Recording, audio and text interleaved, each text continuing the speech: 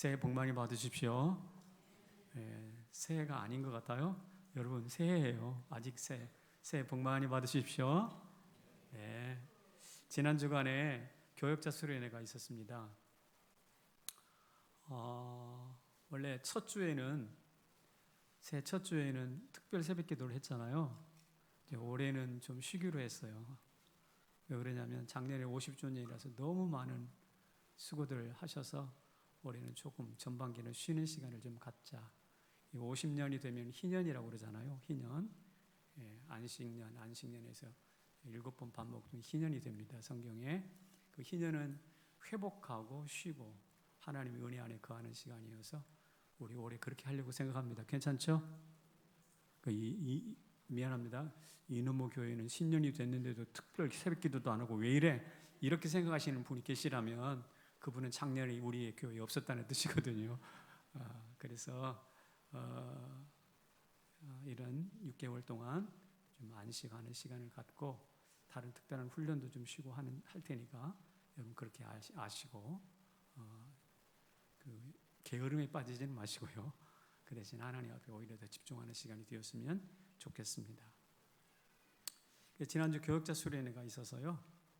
주로 교역자 수련하면 이동하고 낮에 이동하고 산책도 하고 좀 산도 좀 오르고 저녁에는 기도하고 회의하고 말씀 앞에 머물고 하는 시간을 갖거든요. 근데 이번 주에는 제가 18년 동안 이 성남제일교회 와서 있는데 한 번도 비 온 적이 없었거든. 근데 3일 동안 내내 비 왔네. 3일 내내 비 왔어요. 그래서 아무것도 못하고 밖에 출을 못하고 있었는데 그래서 바닷가 카페에 가가지고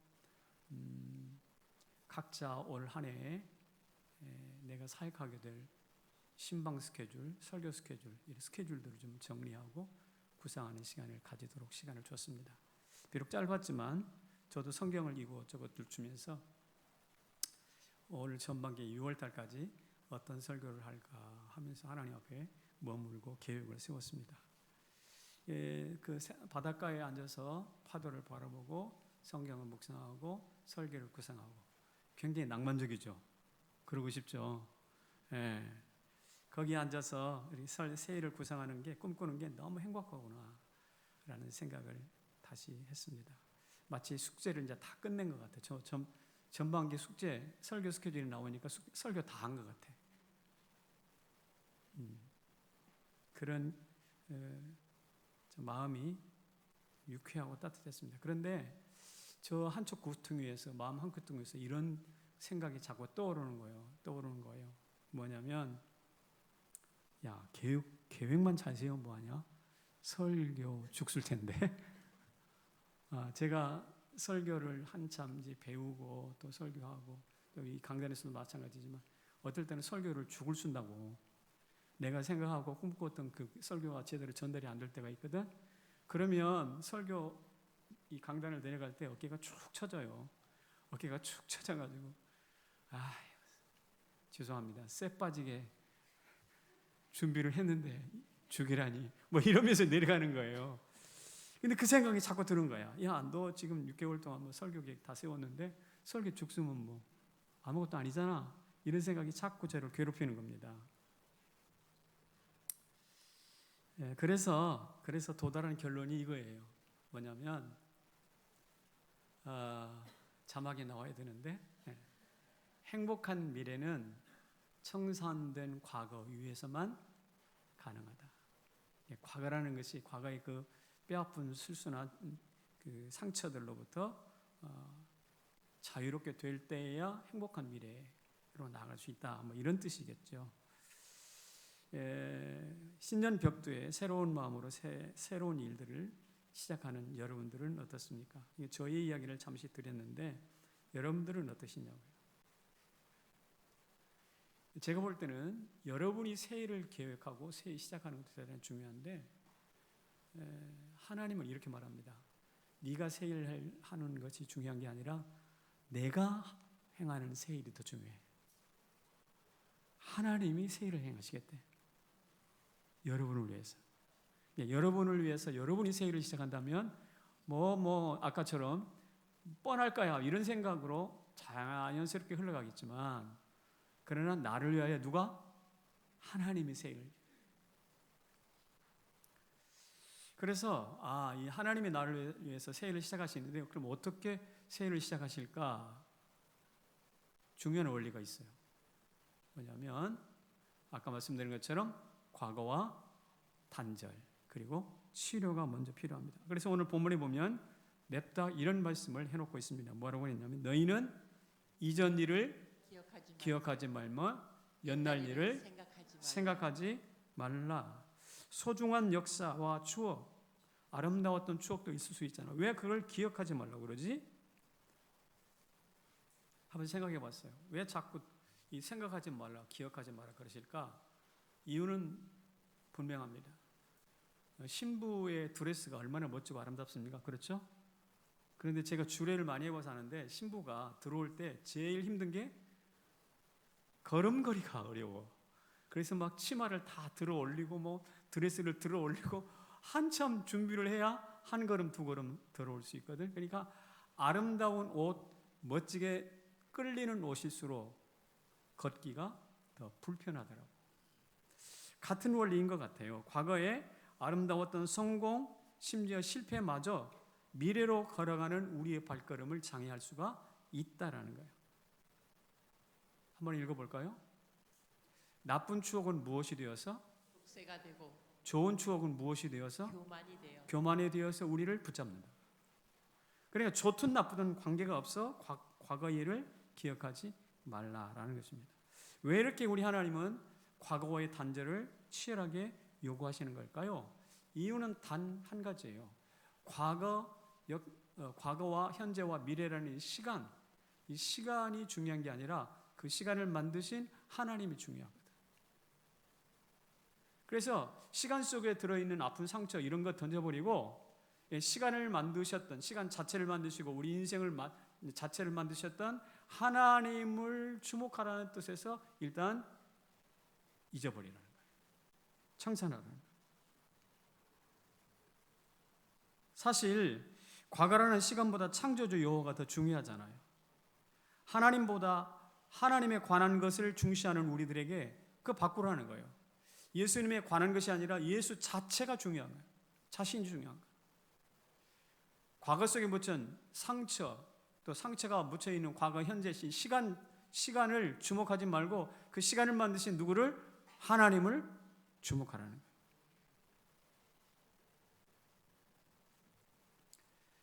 거예요. 김영하라는 유명한 그 작가가 있습니다.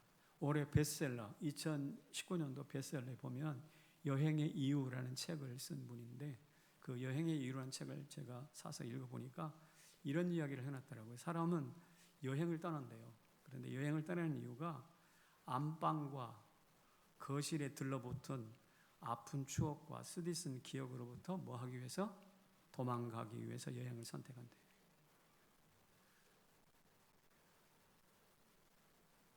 저 식탁에 저 앞에 있는 식탁을 보면 옛날에 남편이 술 먹고 와가지고 막 던지고 깨들이 그런 추억이 있어요, 없어요?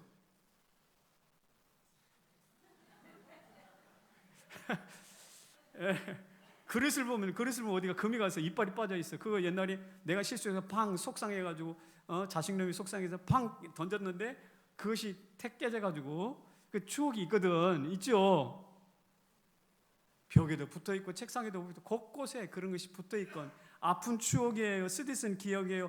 에이 이거 다 던져버리고 좀 어디로 훌쩍 떠나왔으면 좋겠다. 이렇게 해서 여행을 떠난다는 거예요. 정말 맞는 이야기. 이것은 그래서 일상의 탈출이 아니라 어찌 보면 여행이라는 것은 과거와 상처로부터의 탈출이에요. 그런데 우리는 이것이 쉽지 않아요. 떠나기가 쉽지 않다고. 그래서 우리는 이런 자조를 합니다. 뭐라고 하냐? 이번에도 내가 하겠다고 뭐 여행을 떠나보고 뭐 이번에도 뭘 하겠지만 뻔할 거야. 뛰어봐야 벼룩이지. 이런 자조감을 갖습니다. 유대인들이 이렇게 생각했잖아요. 유대인들이 예수님에 대한 생각을 떠올리면서 나사렛에서 무슨 선한 게 나오겠어? 라는 생각을 한 적이 있단 말이에요. 비슷한 거예요.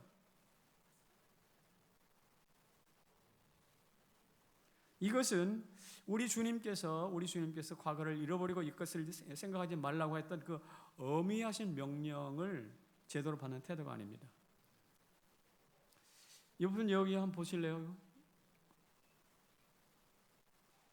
자, 2020년 앞으로 달려갈 축복의 50년 뭐 합시다? 우리 함께 시작합시다. 그림 좋죠? 또 봐야 돼? 생각해, 그림 좋죠? 참 좋아요. 좀 아동틱하기도 하고. 그런데 우리 함께 시작합시다. 근데 뭐 올해도 뻔하겠지 뭘. 올해 쉰다며. 올해 쉰다며 뭐 한다고. 뭐 이런 이 자조 섞인 이야기가 우리 안에 있을 수 있다 이 말입니다. 그런다면 옛정리를 떨쳐내지 못했다는 증거예요.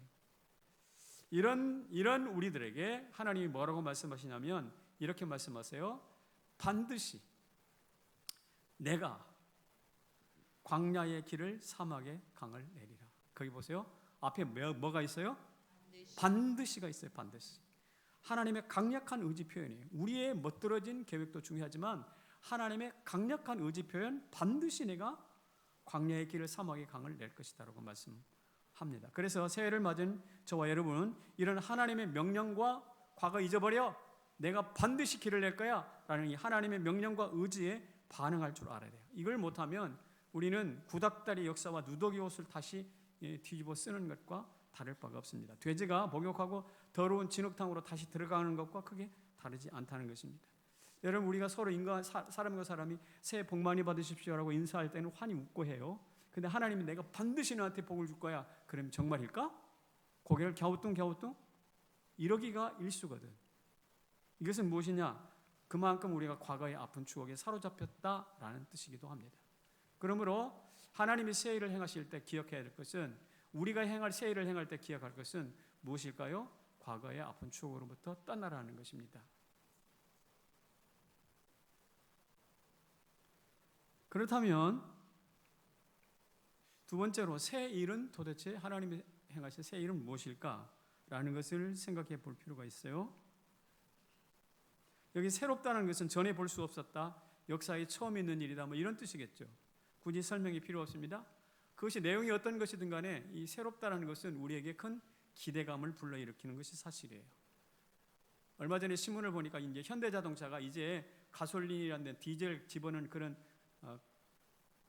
자동차가 아니라 하늘을 나는 자동차 만들겠다고. 하늘을 나는 자동차를 만들겠다고. 그래서 뭐 그 내용이 자동차 회사는 맞지만 현대랑 타이틀은 같지만 전혀 내용이 다른 제품을 만드는 거예요.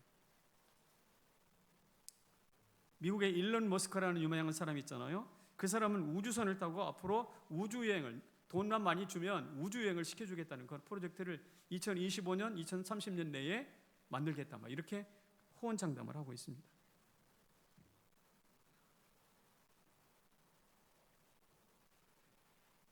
그런데 성경이 말하고 있는 새일은 이런 것일까? 성경이 말하고 있는 새일도 이런 것일까? 그렇지 않습니다. 성경이 말하고 있는 새일은 무엇이냐면, 본래 새 일 할 때 새롭다는 뜻은 중수하다라는 뜻이에요. 중수하다, 다시 건설하다는 뜻입니다. 그러니까 듣도 보도 못한 something new, 새로운 것이 아니고, 새로워진 그 무엇이 아니라 옛 것을 다시 회복해서 다시 세우는 리빌딩이에요. 리빌딩. 이게 바로 새일입니다. 마치 무너진 솔로몬 성전을 스룹바벨이 다시 세웠던 것처럼, 그리고 학개가 그것을 예언해서 나중 영광이 처음 영광보다 더 크도다라고 말했던 것과 같은 새일입니다. 새일은 그러므로 스룹바벨처럼 무너진 성전을 다시 세우는 것이에요. 예수님처럼 무덤을 열고 죽은 나사로를 다시 살려내는 것이에요. 이스라엘 벤구리온 대통령처럼, 초대 대통령처럼 2000년 동안 사라져버린 나라를 다시 건국하는 것이에요. 하나님도 이런 기반을 아시기 때문에 반드시 내가 광야의 길을 사막의 강을 낼 것이다 라고 말씀하시면서, 너희들이 모세 때 광야 홍해를 건너고 광야의 길만 걷는 것이 그때만의 일이 아니야. 포로된 너희들도 이제 예루살렘까지 저 광야를 뚫고 새로운 길 내가 낼 테니까 기다려 라는 뜻이에요. 그러니까 이 광야의 길을, 사막의 강을 내는 이것은 무엇인가, 출애굽 때만 있었던 광야 40년 만의 이야기가 아니라 포로되어 있는 너희들 다시 예루살렘에 돌아가는 길도 뚫겠다는 것이죠. 그래서 여러분 과거에 하나님께서 아름다운 추억으로 하나님 여러분에게 복 주셨던 기억이 있습니까? 그것은 과거사로 묻혀 있어서는 안 됩니다. 오히려 하나님이 오늘 다시 우리에게도 동일한 일들을, 동일한 길들을 뚫어 주신다는 약속이에요. 그것도 반드시 믿으시길 바랍니다. 반드시 내가. 길이 안 보이면 그래서 이런 새 일을 행하실 하나님을 신뢰해야 되는 거예요. 목이 마릅니까? 샘을 터뜨리고 샘 곁에서 수가성 여인을 만나 주셨던 예수님을 여러분도 동일하게 기대하셔야 돼요. 그래서 이 새 일이 뭘까 한번 생각해 봤어요. 중수하는데 다시 하는 일인데 하나님은 어떻게 새 일을 행하시지?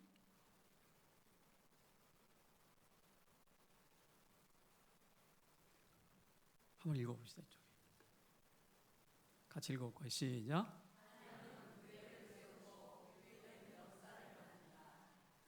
하나님이 행하시는 일이 뭐 something new가 아니라 리빌딩이라고 그랬는데 그 하나님이 하시는 새 일이라는 것은 뭐냐? 바로 교회를 세우시는 일이에요. 그리고 그 교회를 통해서 뭘 이루어요? 역사를 만들어요. 이게 하나님의 새 일이에요.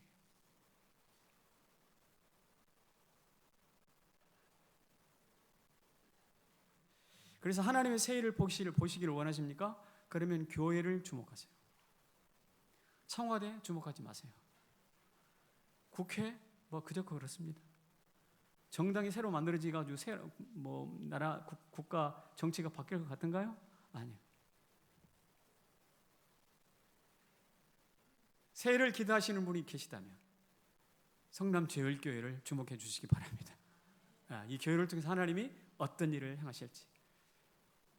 새 일을 기대하고 계신다면 하나님께서 우리 장로교 합동 측 총신대학원 학교와 또 교단을 통해서 어떤 일들을 각 교회들을 통해서 어떤 교회 일들을 이루실지를 주목하셔야 되는 거예요.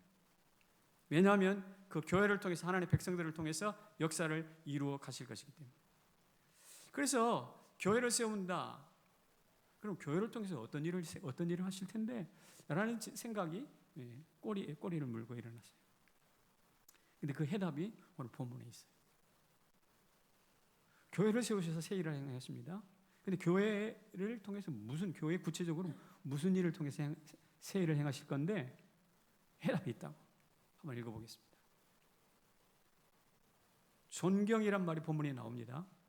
찬송이란 말이 나옵니다. 그런데 그 존경과 찬송을 함께 합하면 뭐가 될까요? 예배가 되는 거예요. 한번 읽어보겠습니다. 승냥이와 타조도 나를 존경할 것은 오늘 본문 말씀에 있는 거예요. 존경한대요. 그 다음에 이 백성이 나를 위하여 지었나니 나를 뭐하게? 찬송하게 하려 함이니라. 말씀입니다. 21절이에요. 그러니까 말 못하는 짐승은 존경하고 말하는 인간들은 하나님을 찬송한대요. 이게 던지는 함의가 무엇일까? 여기서 존경은 그 원어를 찾아보면 대단히 무슨 뜻이냐면 무겁다라는 뜻이에요. 존경은 뭐 하라고요? 무겁다. 평소에 하나님 보이지도 않고 느껴지지도 않았는데 그분이 만든 길을 가고 그분이 만드신 강에서 물을 마시다 보니까 하나님이 다시 새롭게 느껴지고 무겁게 느껴진대요. 무겁게 느껴지는 거예요. 마치 돌을 어깨에 짊어진 것처럼 무거워서 그분 앞에 엎드리게 된대요. 이게 존경이에요. 이 자리에 하나님 피부와 닿지 않는 분들이 많이 있을 거예요. 저는 그분들에게 진심으로 축복합니다. 마치 여러분 등에 엄청난 돌덩이 하나 턱 올라가 있는 것처럼 그런 강력한 무게감으로 하나님을 경험하기를 바랍니다. 하나님이 여러분을 압도하는 것이죠. 사도 바울이 말에서 떨어졌다고 그래요. 떨어졌다. 이 존경입니다. 아까 찬송은 무엇일까요? 찬송은 할랄이라는 말에서 나온 건데 이것은 명백해지다라는 뜻이에요. 그리고 자랑하다는 뜻이에요. 그냥 하나님이 평소에 하나님처럼 느껴지지 않았는데 하나님이 나한테 압도적으로 오셨네요. 압도적으로 나를 내리 누르시네요. 그래서 내가 뭐가 되냐면 이분이 하나님이네. 이분이 나에게 하나님이셨어, 내 창조주셨어, 나의 생명의 주관자셨어 라는 것이 점점 명백해지는 거예요. 그리고 명백한 것으로 끝나지 않고 그분이 나를 이렇게 도우시다니, 그분이 나를 이렇게 사랑하시다니, 그분은 나를 사랑하셔, 세상이여 주목하라, 하나님이 나를 사랑하셔 라고 자랑하는 거예요. 명백해지다, 자랑하다 라는 뜻을 하나로 묶어서 그게 찬송입니다.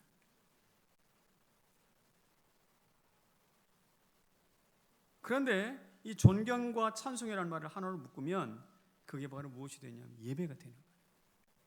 그래서 예배를 제가 두 개념을 묶어서 제가 이렇게 설명해 봤습니다. 예배가 무엇인가? 무겁게 엎드려서 하나님을 명백히 드러내고 뭐 하는 거? 자랑스러워하는 거. 이게 오늘 본문에 있는 찬송과 존경의 의미를 하나로 묶은 예배의 개념이에요. 여러분, 하나님 앞에 무겁게 엎드리시기를 주님의 이름으로 축원합니다. 그리고 그분 앞에 그분이 하나님 되심을 명백히 드러내시길 바랍니다. 그리고 그분을 뜨겁게 자랑스러워하시기를 바랍니다. 그런데 이렇게 함으로써, 이렇게 예배를 이렇게 드림으로써 아까 말씀드린 새 일이 완성되어 갑니다. 새 일이라는 것은 뭐냐면 아까 something new가 아니라고 그랬잖아요. 리빌딩이라고 그랬잖아요. 그 일을 하나님께서 어떻게 하시나? 교회를 세워서 하세요. 교회가 어떻게 함으로써? 존경하고 찬송함으로써, 다시 말해서 예배함으로써 그렇게 해요. 새 일을 행하셔요. 그래서 기억하십시오. 오늘 굉장히 중요한 포인트. 새 일이라는 것은 예배를 통해서 완성됩니다. 예배를 통하지 않은 새 일은 아무런 의미가 없어요. 아니, 우리가 드리는 예배, 찬송, 존경이 바로 그 자체가 새 일이에요.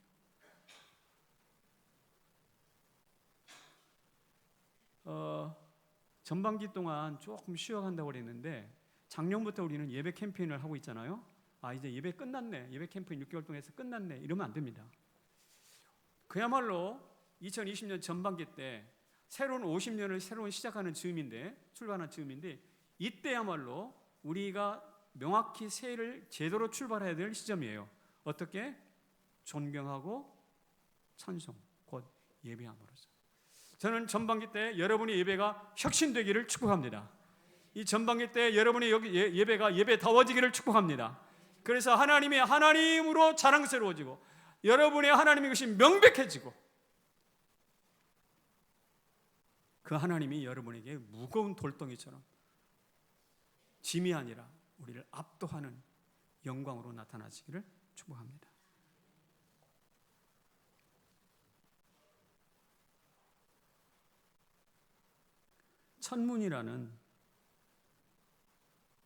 천문이라는 영화가 있죠.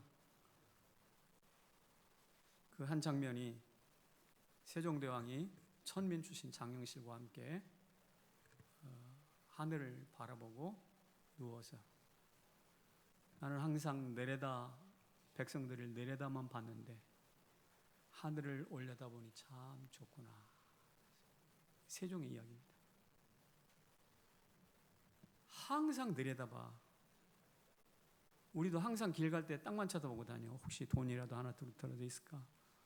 그런데 그렇게 땅만 쳐다보고 있었던 우리들이 어디요? 하늘을 보니 참 좋구나. 세종이 땅만 쳐다보다가 하늘을 올려다보는, 그것이 우리 성경적인 용어로 말한다면 예배예요. 하늘이 열리는 거죠.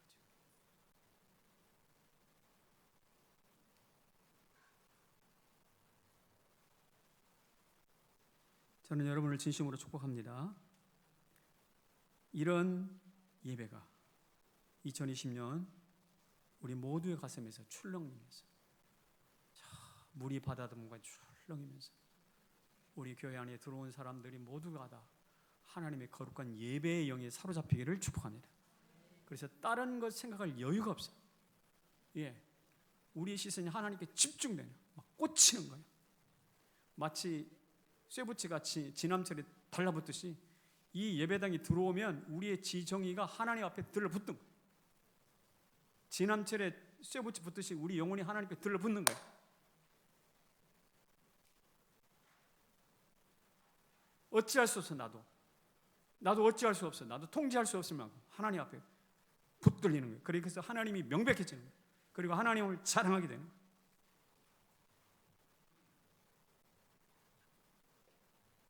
자, 이렇게 예배를 드릴 때 한번 보십시다. 좋은 예배를 드릴 때 좋은 뭐가 맺는다? 열매를 맺게 돼요.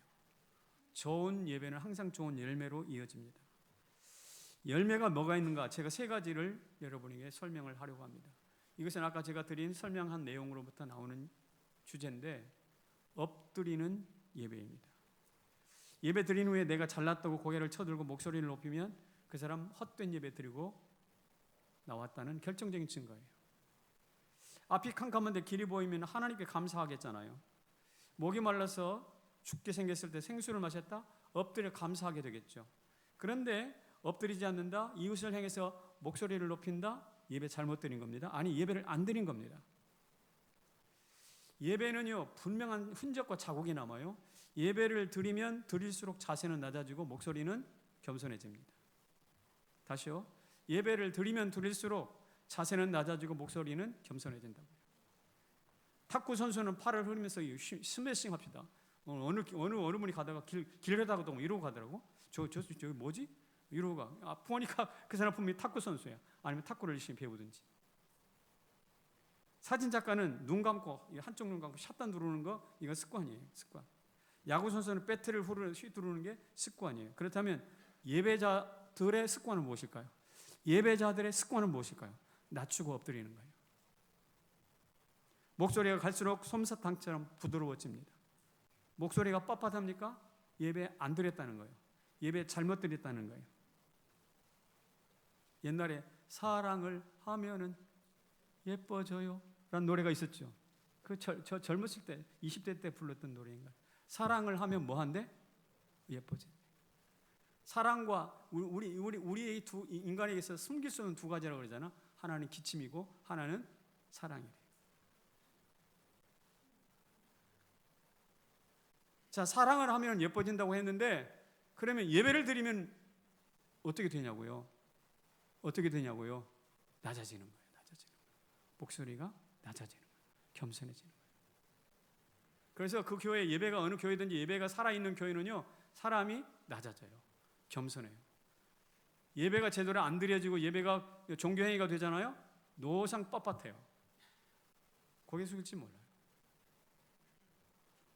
목사가 무릎을 꿇고 안수를 받는데 천주교의 신품성사 사제서품을 줄 때는 독특한 신품이 아니라 신입니다. 신품. 저자세요. 저게 사제가 되는, 목사가 되는 성사의 모습이에요. 보세요. 머리를 땅에 댔습니다. 배, 무릎, 온몸을 땅에 다 댄, 땅에다 일치시킨, 납작 엎드리는 거죠. 왜 저런 자세를 요구하고 저런 자세를 취할까요? 저게 예배의 열매가 바로 엎드림이기 때문일 거예요. 저것이 몸의 자세만이 아니라 우리 마음의 자세이어야 하는 것이죠. 그래서 저는 아예 그랬으면 좋겠어요. 목사만 주일날 나와가지고 목사만 서서 설교를 하고 모든 사람이 다 엎어졌으면 좋겠어요. 저거처럼. 저게 예배잖아, 저게. 그냥 우리가 언제 한번 잘 때를 제외하고는 언제 우리 땅을 눕히겠어요? 엎어지고. 그냥 병 들어가가지고 아프지 않으면 땅이 엎어지지 않거든. 근데 예배 시간에 와가지고 다 모든 성도들이 엎어져서 20분 동안 30분 동안 엎어져서 설교 듣고 엎어져서 기도.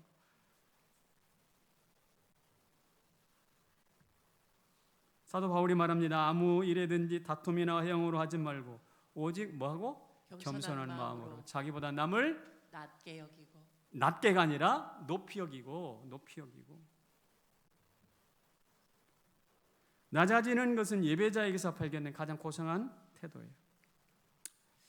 어느 옷가게가 있었습니다. 옷가게가 있었는데 이제 문 닫을 시간이 다 됐는데 어떤 한 분이 와가지고 이 옷을 살까 말까 계속 고민을 하는 거예요. 문을 닫아야 되겠는데 결정은 못하고 왔다 갔다 하고 고민하고 있네요. 조금 짜증이 났어요. 신중한 건 좋은데 늦은 시간까지 그러니까 좀 짜증이 났던가 봐요. 근데 이제 그 옷가게 주인이 신실한 그리스도인이었어요. 그리스도인이어서 이분이 이렇게 반응합니다. 선생님, 살까 말까 마음이 괴로우시죠? 제가 이 옷을 선물로 드릴 테니까 한번 가서 입어보시고요. 좋으시면 또 오세요. 그래서 그 옷을, 살까 말까 고민한 그 옷을 턱턱 싸가지고 선물로 탁 주었어요. 여러분, 그러기가 쉽지는 않겠죠. 근데 알고 보니까 그분이 모 백화점의 상품 기획자예요. 그래서 이 상품을 팔까 말까를 시장 조사하러 왔는가 봐요. 그렇게 그분이 보니까 이 뜻밖의 선물을 주고 이것을 입점시킬까 말까 고민을 하다가 그걸 딱 주니까 꽤 신선한, 그래서 그 옷가게 그 옷을 만드는 사람이 백화점에 들어가게 됐어요. 이분이 지금 현재 우리나라에서 활동하는 분이에요. 저는 그렇게 생각합니다. 그 사람은 선물을 주는 게 상품 기획에 옷이나 선물을 준 게 아니에요. 겉으로는 선물을 주었지만 실제로는 엎드린 거예요. 낮은 거예요. 손해를 감수한 거예요. 예배를 한 거예요. 예배를 실천하는 것이 이런 겁니다. 여러분, 직장에 가서 뭐 하냐? 져주세요. 따라합시다. 져주자. 이기지 마세요. 져주세요. 이분은 옷을 선물한 게 아니라 그냥 예배를 실천했다니까, 져주면서. 그랬더니 사업의 길이 뚫리더라. 길이 열리더라. 두 번째는 이렇게 해야 됩니다. 높이고 칭찬하는 열매가 있어야 돼요. 예수님은 백부장을 칭찬하셨잖아요. 이스라엘 중에 이런 믿음을 본 적이 없다. 나다나에게는 이렇게 말씀하시죠. 내 속에는 간사한 것이 없구나. 바울은 말합니다. 오네시모 도망치고 물건 빌레몬 거 소중한 걸 도망쳐가지고 숨쉬고 도망쳤나 보죠. 어쨌든 도망친 종놈인데 오네시모를 향해서 그는 나에게 유익한 자라 나의 신복이다. 칭찬합니다. 이처럼 높이고 칭찬하는 것이 기독교의 본질이거든. 그런데 오늘의 기독교 왜 이렇게 비방하고 깎아내립니까? 왜 이렇게 막 무슨 승냥이 떼들이 모아서 먹이를 뜯어먹듯이 왜 이렇게 합니까? 신앙의 본질을 역행하는 것이. 조덕삼 장로님 지난번에 우리 드라마 했잖아요. 우리 교회에서 뮤지컬. 다시 생각이 났어요. 마부 이자익을 자기 교회 장로로, 자기 교회 담임 목사로 뭐 했어요? 높이고 칭찬했어요. 결국 금산교회는 한국 교회사의 길이 남는 교회 중에 하나가 되었습니다. 성남제일교회 50년입니다. 50년. 50년 길이 역사에 남기를 원하십니까? 그렇다면 숫자를 늘리거나 다른 것 아니에요. 우리 뭐 하면 됩니까? 서로 높이고 칭찬하세요. 서로 상대방을 높이고 칭찬하세요. 그 대신 나는 낮아지고, 내가 낮아지고 상대방을 높이고 칭찬하세요. 이렇게 할 때 하나님께서 금산교회가 역사에 남는 교회가 되었던 것처럼 성남제일교회 50년도 행복한 50년이 될 줄로 믿습니다. 제가 제 설교를 한번 분석을 해봤어요. 40대에는 비판하고 책망하는 설교가 굉장히 많았던 것 같아요. 제가 설교했던 내용들을 좀 살펴보면. 그런데 지금 이제 60대에 들어와서는 뭐 하는가? 위로하고 격려하는 설교가 굉장히 많이 있어요. 제가 의도한 바는 아니지만 참 다행이라고 생각합니다. 물론 죄는 통렬히 책망받아야 됩니다. 그러나 입만 열면 책망이고 채찍이라고 한다면 우리는 어디서 희망을 얻고 어디서 어깨를 펼 수 있겠어요? 세상에서 밀리고 교회에서도 설 자리를 잃는다? 교회에서 내가 하나님 앞에 은혜를 받지 못한다? 목자 잃은 양처럼 위험하고 불쌍하기 짝이 없게 되겠죠. 그러므로 사랑하는 성도 여러분, 우리 이제 서로 높이고 뭐 하자고요? 서로 높이고 칭찬해요. 집사님 참 잘하셨어요. 그렇게 해주셔서 고맙습니다. 참 잘하셨어요. 고맙습니다. 우리 주님이 우리를 위해서 강을 뚫고 길을 내시는데 왜 우리가 올무를 놔야 됩니까? 우리 하나님이 강을 내시는데 왜 우리는 자꾸 쓴말을 해야 됩니까? 그렇게 되면 성도들은 병들고 교회는 쭈그러들고 우리의 후손들은 심리도 못 가서 발병 난내 노래처럼 앞이 안 보일 거예요. 여러분, 큰 나무 밑에서는 작은 나무가 크지 못해요. 그러나 큰 인물 아래에서는 작은 인물들이 쭉쭉 큽니다. 우리 교회가 큰 교회인지 아닌지를 결정하는 것은요, 우리 교회에서 약한 사람들이 잘 자라나고 있는지 없는지에 의해서 판단되는 거예요. 우리 교회에 들어오면 연약한 사람들이 쭉쭉쭉 성장할 수 있기를 바랍니다. 여러분의 자녀들이 그렇게 되기를 소망합니다. 그렇다면 어떻게 되는가? 내가 그 앞에 낮아지는 거예요. 그리고 칭찬하고 격려하는 거예요. 위로하는 거예요. 너무나 단순한 원리예요. 이 단순한 원리를 2020년도 다시 한번 회복해 보자고요. 세 번째는 이렇게 하면 좋겠습니다. 안과 밖을 일치시키는 예배입니다. 표리부동, 겉과 속이 같지 않다. 표리부동이란 말이죠. 여기서는 이 말하고 저기서는 저 말하는 거. 종잡을 수 없는 행동입니다. 이거 안 돼요. 안과 밖이 일치 안 되는 거예요. 이런 말도 있어요. 반면에 수미 쌍관, 머리와 꼬리가 서로 관통됐다, 일치가 한다, 이런 뜻입니다. 참 좋은 이야기예요. 처음과 나중에 서로 일치해서 행동에 일관성이 있다는 뜻이죠. 오늘 만난 것과 10년 후에 만났을 때 그 사람이 일치돼요. 우리 교회가 올해 서두와 꼬리가 또 일치해요. 연말이 일치해야 돼요. 제가 읽은 책 중에 토마토와 사과라는 토마토와 사과라는 책이 있는데, 이 토마토와 사과의 차이가 뭐냐? 토마토는 안과 밖이 다 붉지만 사과는 안과 밖이 다르잖아요. 껍질 벗기면 하얀 게 나오잖아요. 그런데 성도는 토마토처럼 돼야 된다는 거죠. 사과처럼 되면 안 된다는 거예요. 우리 주님을 이끌어서 처음이요 나중이신 예수 그리스도십니다.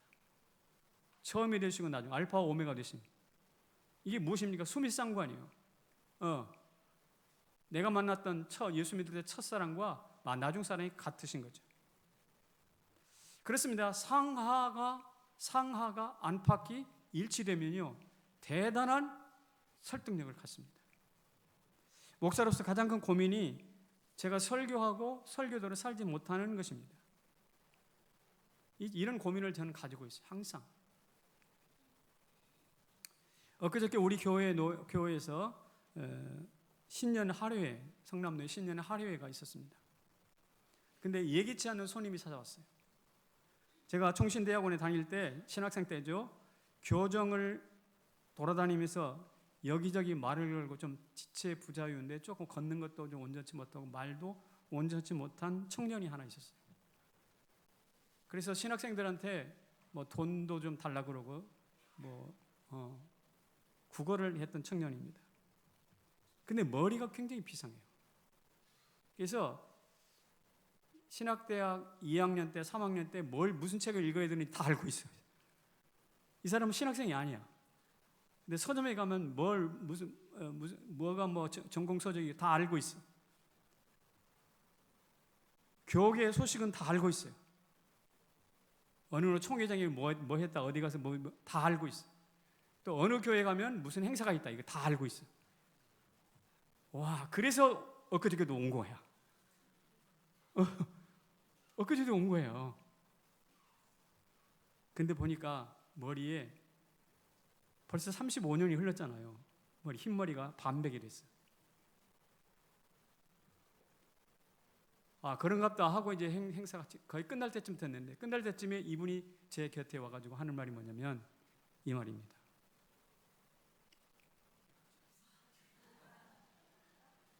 뭐 안 주냐고? 교통비 안 주냐고.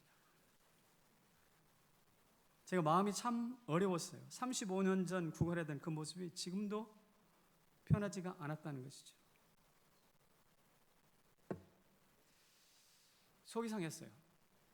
그런데 그와 거의 동시에 저에게 탁 떠오르는 말씀이 무엇이었냐면, 겉옷달라는 자에게 속옷 주고 오리 가자하는 자에게 심리를 가주라. 말씀이 탁 떠올랐어요. 제가 한참 앉아서 고민했어요. 하나님 어떡할까요? 일어나서 제가 김성환 장로님에게 재정 맡고 계시니까 부탁을 드렸습니다. 장로님, 교통비 좀 드리십시다. 그 사람이 안 주면 땡깡 놓고 아니요, 그렇잖아요.